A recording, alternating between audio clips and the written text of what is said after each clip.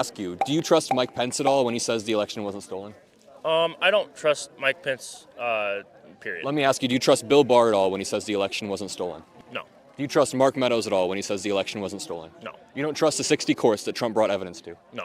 So it makes me worry when every single court, every single institution, every single person in America that's not Donald Trump or Mike Lindell are lying to you. When you weigh the credibility of these people, do I believe every single institution, which sure, they're flawed, or do I trust Mike Lindell? Probably the institutions that are upholding our democracy, right?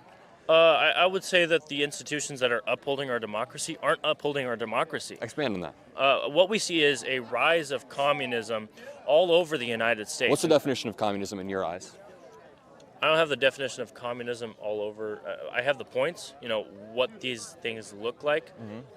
I don't have the definition of it. Can we expand on this idea that the election was stolen real quick? What evidence do you have of that? I want to hear it. I don't have all the data off the top of my head. I do have many friends, people like Captain Seth Keshel. Many people will laugh at this. I am friends with Mike Lindell as well. Oh, wow.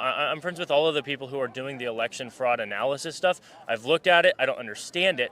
But what we've seen is,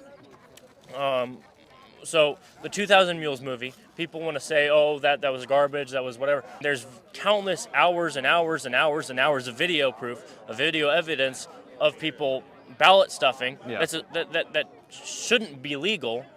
It's wrong. It's immoral.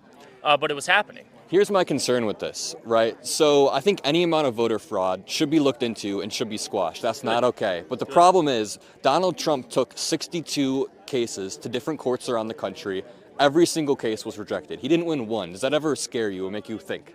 The reason why those cases were rejected is they didn't even get looked at. The courts refused to look at them based on standing, but they didn't even know what the standing was because they didn't look at it. All of the evidence that you talked about was looked at in courts. Maybe some of them didn't look because there was so much hearsay or not enough evidence to even proceed with the court hearings.